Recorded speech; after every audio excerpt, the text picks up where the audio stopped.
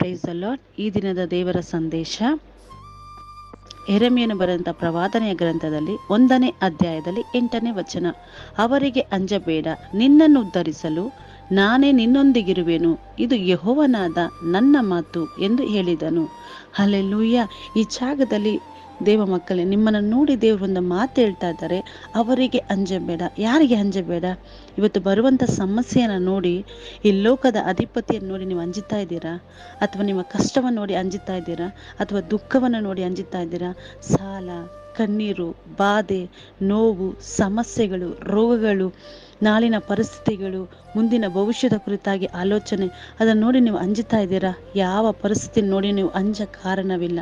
ಯಾಕಂದರೆ ನಿನ್ನನ್ನು ಉದ್ಧರಿಸಲು ಇಡೀ ಲೋಕವನ್ನೇ ಸೃಷ್ಟಿ ಮಾಡಿದ ಸೃಷ್ಟಿಯ ಕರ್ತನು ನಿನ್ನೊಂದಿಗಿದ್ದಾನೆ. ಹಲ್ಲೆಲೂಯಾ. ಹೌದು, ಇವತ್ತು ಅನೇಕ ದೈವ ಮಕ್ಕಳು ಸಮಸ್ಯೆಗಳನ್ನು ನೋಡಿ ಅಂಜಿಕೊಂಡಿದ್ದಾರೆ. ಸಮಸ್ಯೆಗಳು, ಕಣ್ಣೀರುಗಳು, ದುಃಖಗಳನ್ನು ನೋಡಿ ಭಯಪಟ್ಟಿದ್ದಾರೆ. ನಾವು ಏನು ಮಾಡೋದು? ನಾವು ಬರೀ ಮನುಷ್ಯರೇ ಅಲ್ವಾ? ಈ ಕಷ್ಟವನ್ನು ಸಹಿಸಲಿಕ್ಕೂ ಜಯಿಸಲಿಕ್ಕೂ ನಮ್ಮಿಂದ ಆಗುತ್ತಾ ಅಂತ ಹಂಜಿ ಹೋಗಿದ್ದಾರೆ. ಬಟ್ ದೇವರು ಹೇಳ್ತಾ ಇದ್ದಾರೆ, ನೀನು ಯಾವುದರ ಕುರಿತು ಹಂಜಬೇಡ. ಯಾಕಂದರೆ ನಿನ್ನನ್ನು ಉದ್ಧರಿಸಲು, ಇವತ್ತು ಯಾವ ವಿಷಯದಲ್ಲಿ ನೀನು ಆಗಲ್ಲ ಅಂತ ಕೂತಿದೆಯೋ ಆ ವಿಷಯದಲ್ಲಿ ನಿನ್ನ ಉದ್ಧರಿಸಲು ನಿನ್ನನ್ನು ಸೃಷ್ಟಿ ಮಾಡಿದ ಸೃಷ್ಟಿಯ ಕರ್ತನು ನಿನ್ನೊಂದಿಗಿದ್ದು ಜಯ ಕೊಡಲಿಕ್ಕಿದ್ದಾನೆ. ಹೌದು ದೇವ ಮಕ್ಕಳೇ, ಇಸ್ರಾಯೇಲ್ ಮಕ್ಕಳಿಗೆ ಒಂದು ಸಮಸ್ಯೆ ಬಂತು. ಯಾವ ಥರ ಸಮಸ್ಯೆ ಅಂದರೆ, ದೇವರು ವಾಗ್ದಾನ ಕೊಟ್ಟರು, ನಿಮ್ಮನ್ನು ಆಶೀರ್ವಾದವಾದ ಜಾಗಕ್ಕೆ ನಾನು ಕರ್ಕೊಂಡು ಹೋಗ್ತೀನಿ ಎಂಬುದಾಗಿ. ಅವ್ರನ್ನ ಕರೆದುಕೊಂಡು ಬರುವಾಗ ಒಂದು ಕೆಂಪು ಸಮುದ್ರ ಅವ್ರ ಮುಂಭಾಗದಲ್ಲಿ ನಿಂತಾಗ ಅವ್ರು ಹಂಚಿಕೊಂಡ್ರು, ಅಯ್ಯೋ ನಮ್ಮಿಂದ ಇದನ್ನು ದಾಟಲಿಕ್ಕೆ ಆಗೋದಿಲ್ಲ, ನಾವು ಹೇಗೆ ದಾಟ್ತೀವಿ ಅಂತ. ಆದರೆ ದೇವರು ಅವರೊಂದಿಗೆ ಇದ್ದದರಿಂದ ಅವರು ಅದನ್ನು ಸುಲಭವಾಗಿ ದಾಟಿ ಬರುವಂತೆ ಮಾಡಿದ್ರು. ಇವತ್ತು ಕೂಡ ದೇವರು ನಿಮ್ಮನ್ನು ನೋಡಿ ಹೇಳ್ತಾ ಇದ್ದಾರೆ, ನಾನು ನಿಮ್ಮ ಮುಂದೆಗಿದ್ದೇನೆ.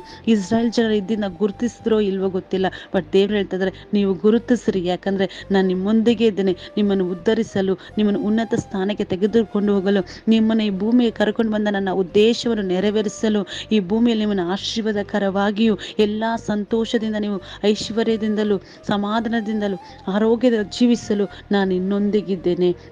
ನೀನು ಯಾವುದೇ ಕಾರಣಕ್ಕೂ ಹೆದರಬೇಡ, ಅಂಜಬೇಡ, ಭಯಪಡಬೇಡ. ಯಾಕಂದರೆ ತಾಯಿಯ ಗರ್ಭದಲ್ಲಿ ಕಂಡಾತನು ಇವತ್ತು ನಿನ್ನನ್ನು ಕಾಣುವವನಾಗಿದ್ದಾನೆ. ಯಾಕಂದರೆ ಇಸ್ರಾಯೇಲಿನ ದೇವನು ತೂಕಡಿಸುವುದಿಲ್ಲ, ನಿದ್ರಿಸುವುದಿಲ್ಲ. ಆತನ ಕಣ್ಣುಗಳು ಸದಾ ಕಾಲಕ್ಕೆ ನಿನ್ನನ್ನು ನೋಡುವುದಾಗಿದೆ. ಹಲ್ಲೆಲೂಯಾ. ಇವತ್ತು ಯಾವುದ್ರ ಕುರಿತಾಗಿ ಭಯಪಡ್ತಾ ಇದ್ದ ದೇವ ಮಕ್ಕಳೇ, ನೀವು ಭಯಪಡಬೇಡಿ. ಯಾಕಂದ್ರೆ ನಿಮ್ಮನ್ನು ಉದ್ಧರಿಸಲು ದೇವರೇ ಜೊತೆಯಾಗಿದ್ದಾನೆ. ಹೌದು ಕರ್ತನೆ, ಈ ವಿಡಿಯೋವನ್ನು ನೋಡುವಂಥವರು, ಕೇಳುವಂಥವರು ಪ್ರತಿಯೊಬ್ಬರ ಜೀವಿತದಲ್ಲಿ ಕರ್ತನೆ ನಿನ್ನ ಬಲವಾದ ಹಸ್ತ ಇಲ್ಲದೆ ಬರಲಿ. ಯಾವುದರ ಕುರಿತಾಗಿ ಅವರು ಅಂಜುತ್ತಾ ಇದ್ದಾರೆ ಕರ್ತನೆ, ಇವತ್ತು ಯೇಸುವಿನ ನಾಮದಲ್ಲಿ ಅವರಿಗೆ ಬಿಡುಗಡೆ ಆಗಲಿ ಕರ್ತನೆ. ಎಲ್ಲ ಭಯದ ಆತ್ಮಗಳು, ಲೋಕದ ರೀತಿಯಲ್ಲಿ ಬರುವಂಥ ಒತ್ತಡಗಳು, ಸಮಸ್ಯೆಗಳು ಯೇಸುವಿನ ನಾಮದಲ್ಲಿ ಅವರ ಜೀವಿತ ಬಿಟ್ಟು ಹೊರಗೋಗ್ಲಿ ಕರ್ತನೆ. ನಿನ್ನ ಆಶೀರ್ವದಿಸು, ಬಲಪಡಿಸು. ಯೇಸು ಕ್ರಿಸ್ತನ ನಾಮದಲ್ಲಿ ಪ್ರಾರ್ಥಿಸಿ ಅವರನ್ನು ಆಶೀರ್ವದಿಸ್ತಾ ಇದ್ದೀನಿ ತಂದೆ ರಾಜನೇ. ಆಮೇನ್.